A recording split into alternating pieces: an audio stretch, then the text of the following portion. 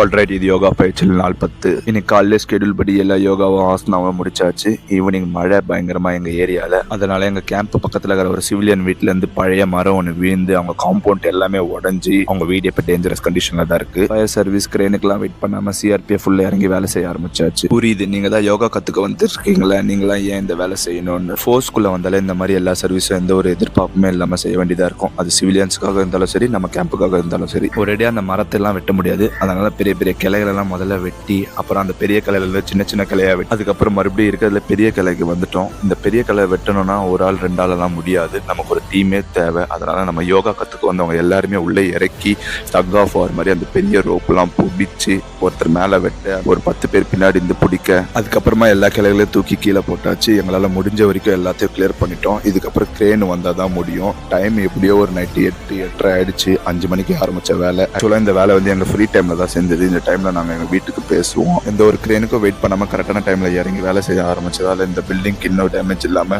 கொஞ்சம் தடுத்துட்டோம். நாளைக்கு கிரேன் வந்தோடனே மிச்சத்தையும் கிளியர் பண்ற வேண்டியது.